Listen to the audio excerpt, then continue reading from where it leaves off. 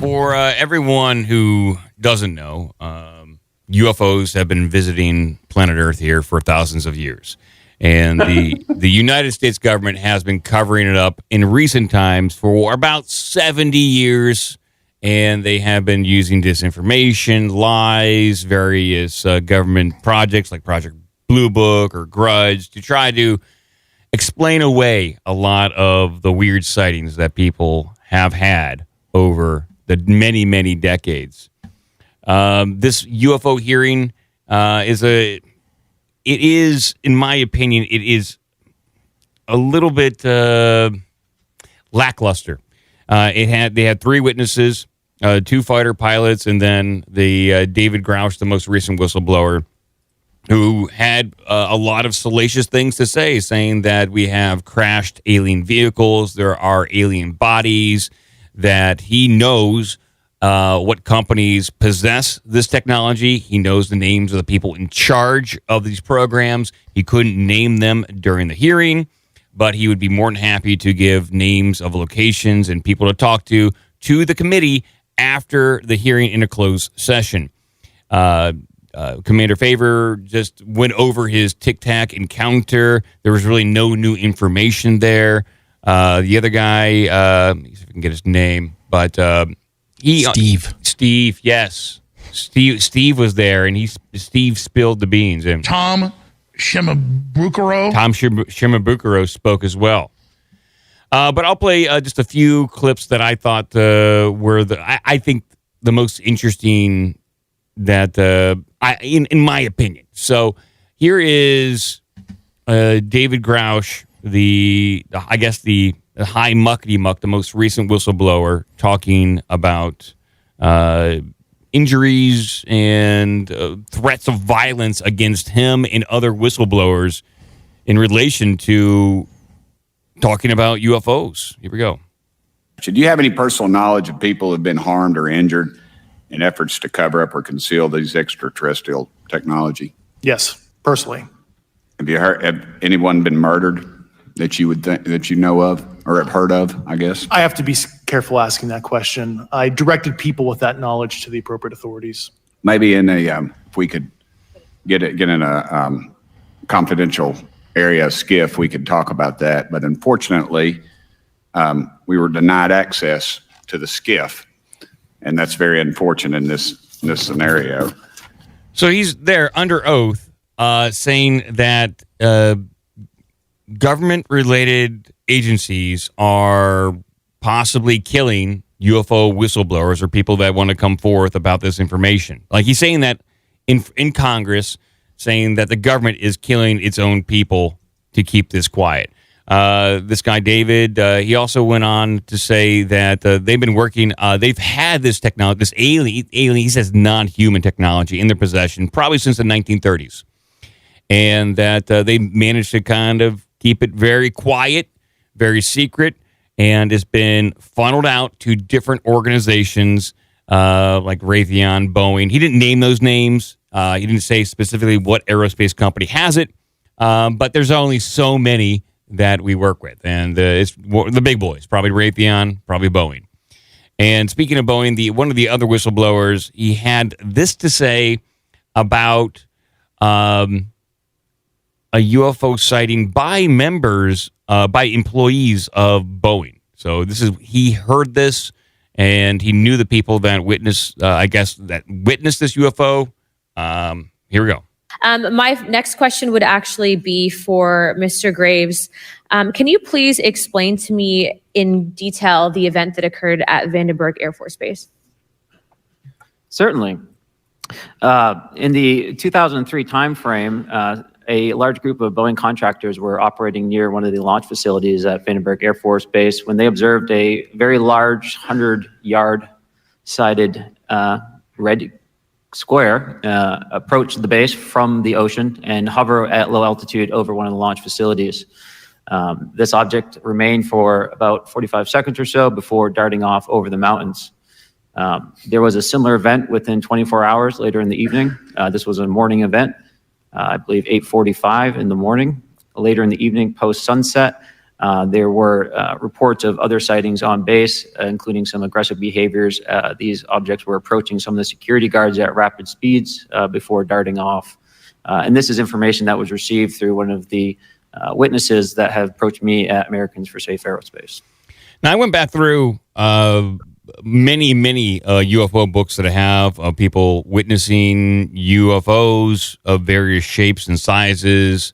I tried to search because I have that ability. I have the ability to search, and I could not find a UFO that matched that description, which was a red square, roughly 100 yards in size. I couldn't find that. Most of the craft that have been described from UFO encounters, humanoid encounters, relatively small in comparison. So he's describing something that is at least unique to me. I have not heard of that. You hear the Phoenix Lights, but that's more of a delta shape. And they did they did mention the Phoenix Lights during this hearing, but none of the people on the panel could speak to it. Everything that was discussed is pretty much from 2004 to present. They didn't want to talk about things that were super old. They just wanted to stick to the present. They had a narrative. And very curious, I was kind of wondering why. There's been numerous military whistleblowers throughout the decades. These are the guys they brought forth. Yeah, their credentials are pretty impeccable. But there definitely was a narrative here. Now, when it comes to funding, I found this little section to be interesting of how these special access projects get funding. Here we go. And when you say that they're above congressional oversight, what do you mean? Complicated question.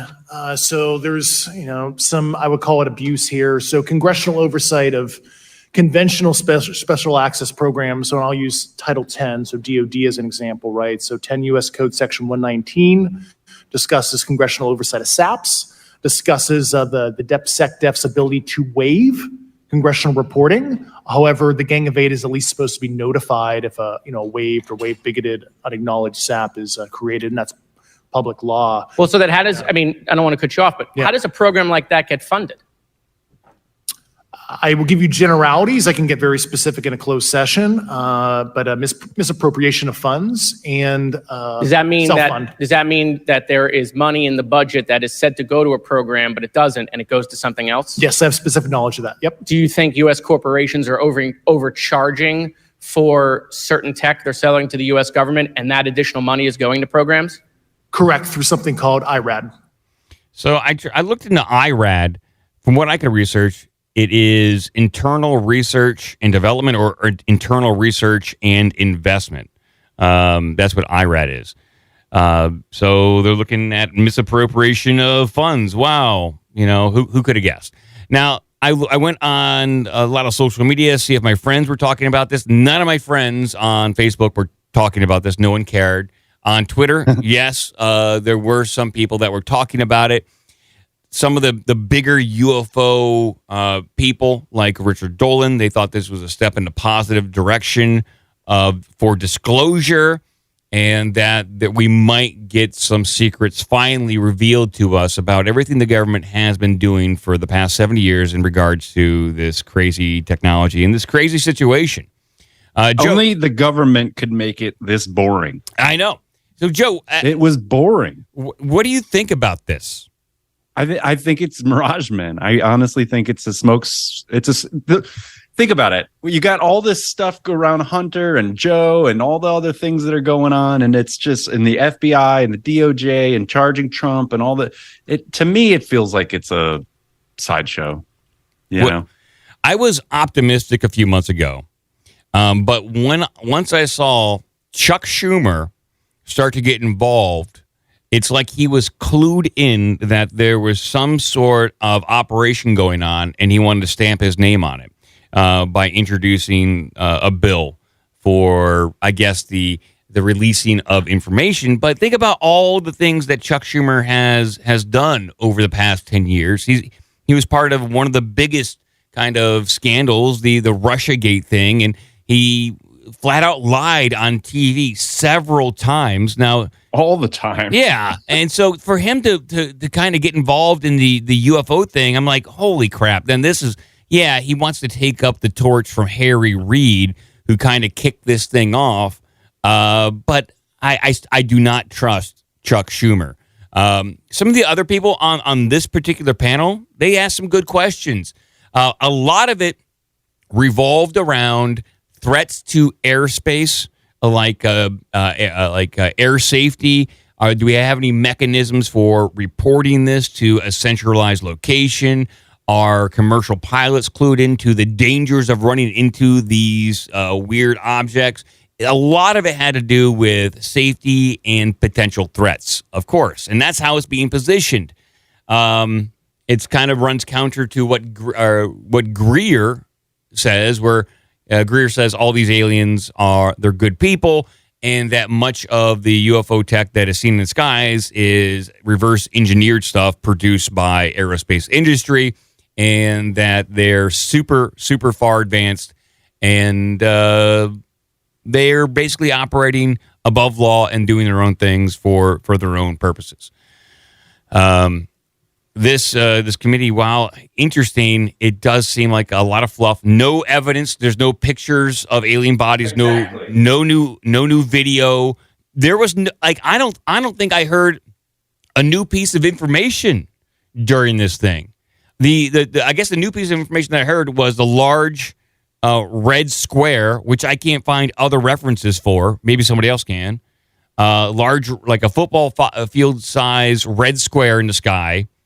And then also the UFOs appear to be, some of them, orbs that have a cube on the inside, like a transparent sphere, and then a cube on the inside, which also I don't find very often in UFO reports.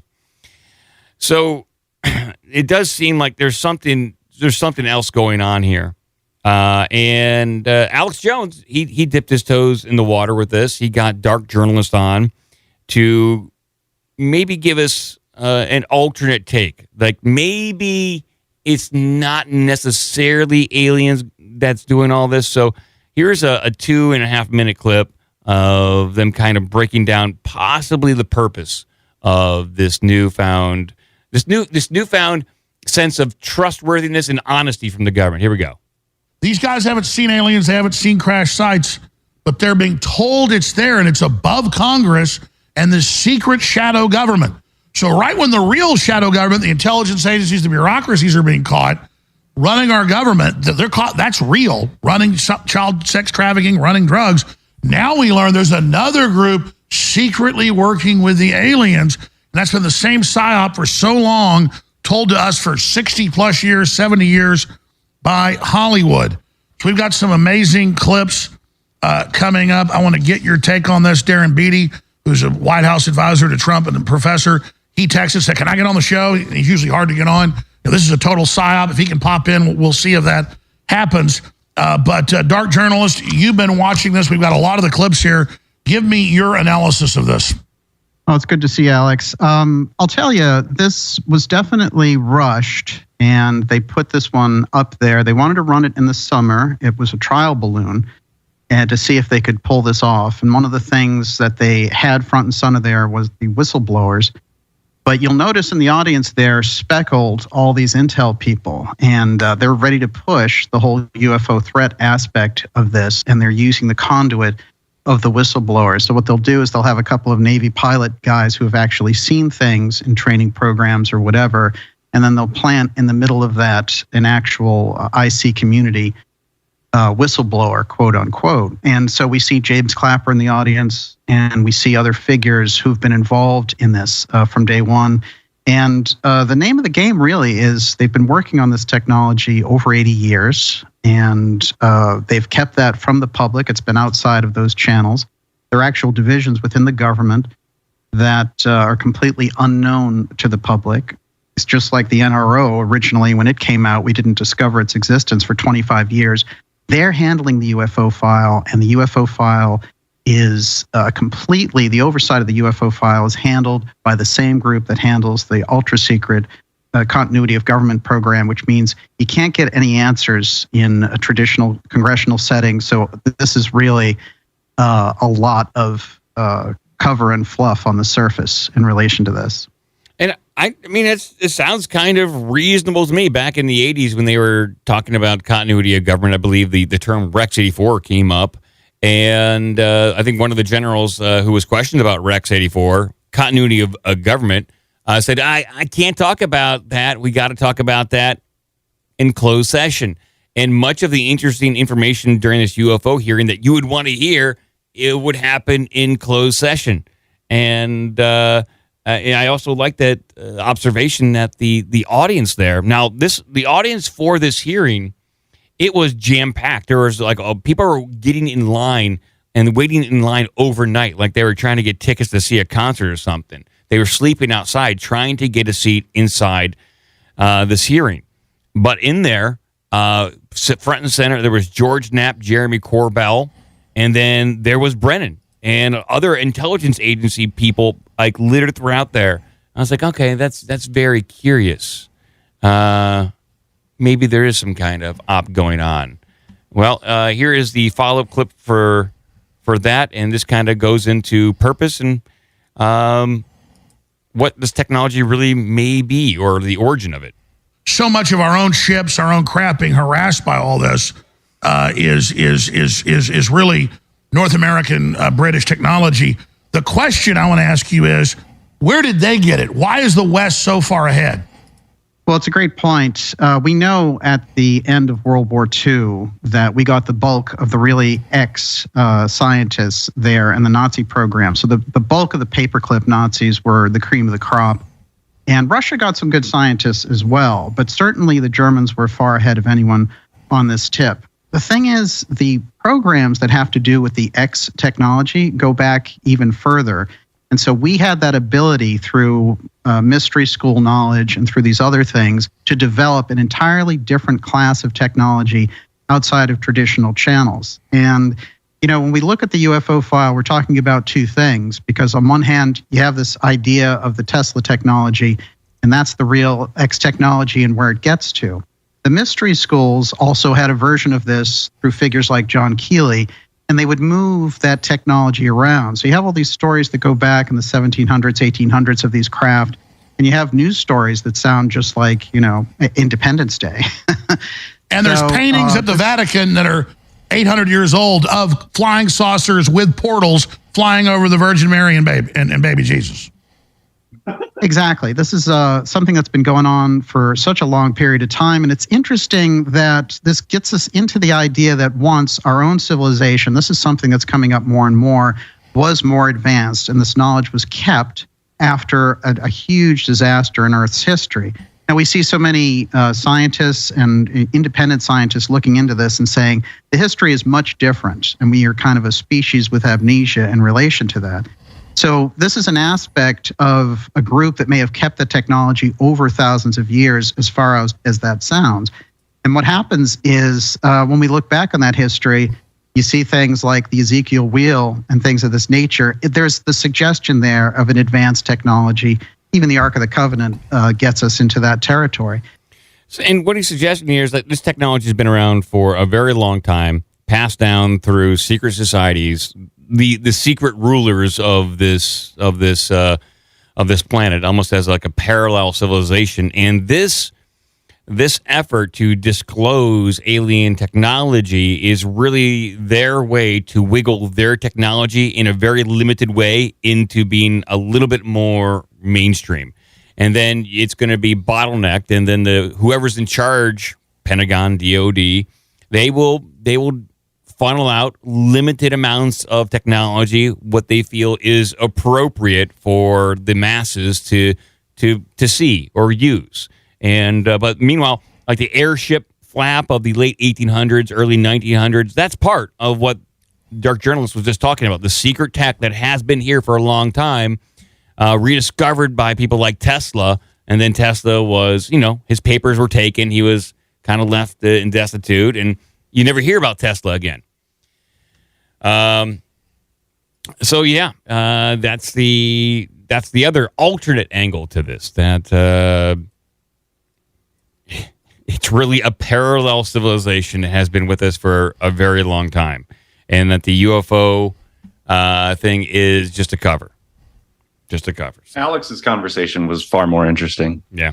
Well, yeah. Than the hearing. Oh, of course. Yeah. And then I think with Brennan being there, pushing the Russia stuff on the 51 intelligence people who said it's right. I mean, you can't trust them. Adding credibility or subtracting credibility. You can't trust many of these people. They've all had their own hand in current events that just kind of tarnishes any sort of reputation they have. So, there's some game here. And it's ultimately, when there's a big announcement like this, it rarely turns out to be good for us. I'm trying to think like when there's a major kind of announcement like this where it really turns out to be good for the public. And I can't, nothing comes to mind. So that's what I got on this. It's, I think a lot of people are excited about the UFO hearing. I'm obviously excited about it, but it was a little disappointing with the lack of new video, lack of new photos, and lack of new stories. This is kind of the same thing that we've heard for many, many years. And I guess the benefit is that it's now in congressional records, and it makes it okay for people like ABC, CNN, NBC to report on this stuff because it's actually part of the government now. So they won't be made fun of. And they can do round-the-clock coverage or funnel in UFO stories when it's a slow news week. So that's what they'll do.